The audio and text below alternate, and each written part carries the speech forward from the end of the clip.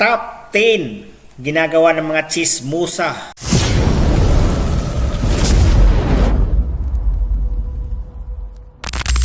Hoy mga kakwento, welcome back sa ating channel.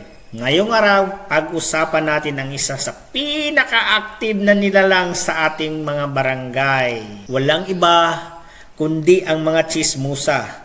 Sila yung mga kahit walang internet, updated pa rin sa balita. Mas mabilis pa minsan kaysa TV Patrol, Facebook newsfeed. Pero disclaimer katuwaan lang ito at wala tayong inaaway. Kung may makaka-relate, alam mo na yan. Kaya tara, simulan na natin ang top 10 ginagawa ng mga chismosa. Number 10, laging nasa bintana o gate. Hindi mo alam kung bakit pero parang may built-in CCTV sila sa buong kalsada.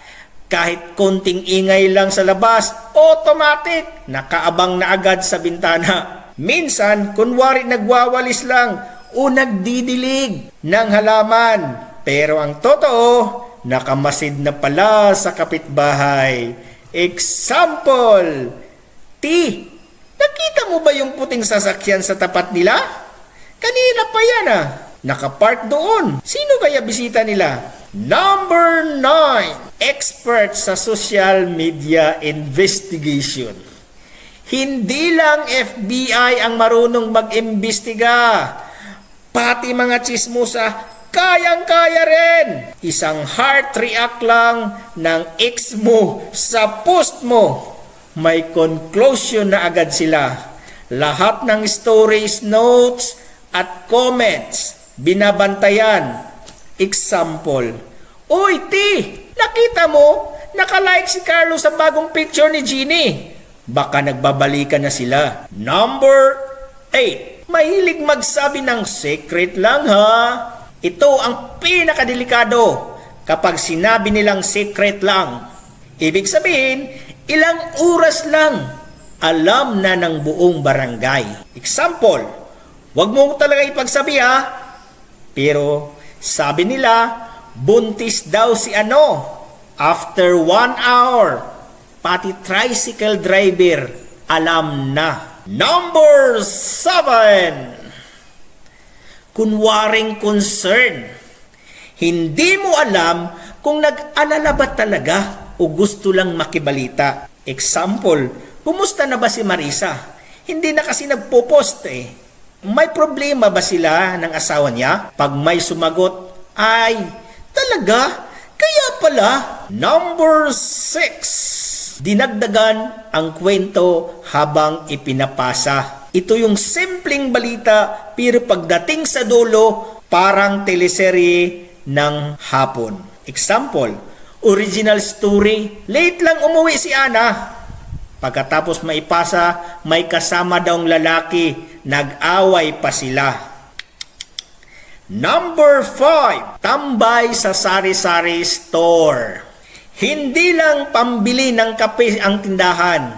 Minsan, headquarters din ng latest updates. Example, dito ka muna, may bagong issue dito sa kabilang kanto. Number 4, alam ang lahat ng galaw ng kapitbahay. Kahit hindi mo sabihin, alam nila anong oras ka umuwi, sinong kasama mo, at ilang beses ka lumabas. Example, kanina ka pa pala.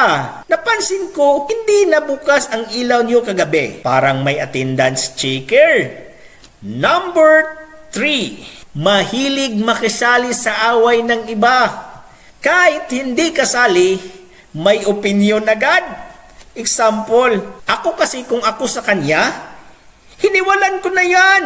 Noon pa. Minsan, mas galit pa kaysa totoong magkaaway. Number 2, updated sa relasyon. Sila ang unang nakakaalam kung sino ang bagong jowa, hiwalayan o nagbabalikan. Example, break na daw sila. Tiningnan na yung profile, picture nila together. Certified relationship analyst talaga. Number 1, sila ang unofficial news reporter ng barangay. Kapag may bagong balita, sila agad ang source. May bagong motor? Alam nila. May bisita? Alam nila. May utang? Alam din nila. Example, hindi mo pa alam? Kahapon pa yan nangyari. Minsan mas advance pa sila kaysa tunay na may-ari ng issue. At ayan, ang kwentuhan at alamin, ang top 10 ginagawa ng mga chismusa. Nakarelate ba kayo? O baka may kilala kayong ganito sa inyong lugar? Comment nyo sa baba ang pinaka nakakatawang experience nyo tungkol sa mga marites. Huwag kalimutan mag-like, share at subscribe sa ating channel para mas maraming kwentuhan, katatawanan at kaalaman. Again, this is Kwentuhan at Alamin, kung saan bawat kwento may aral at saya.